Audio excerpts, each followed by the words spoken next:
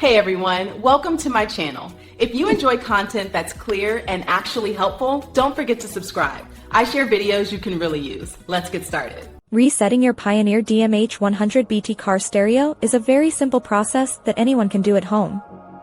You might need to perform a reset if the touchscreen freezes up.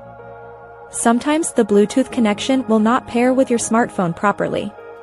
A quick reset can fix these common technical glitches and minor software bugs. There are two main ways to complete this task. You can use the physical reset button or navigate through the system settings menu.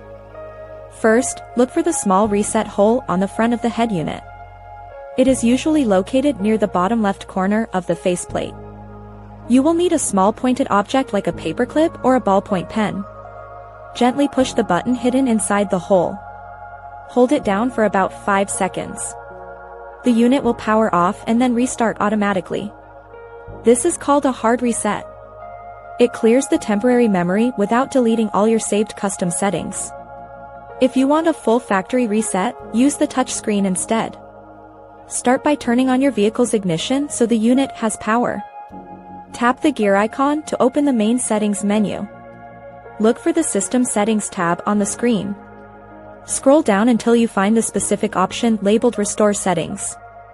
Select this option and confirm your choice when prompted. The stereo will wipe all user data. This includes your saved radio presets and your paired phone list. Your unit will return to its original factory state. Wait for the system to reboot completely before touching any buttons. Now your Pioneer DMH-100BT is fresh and ready for daily use. Thanks for watching. Please like and subscribe.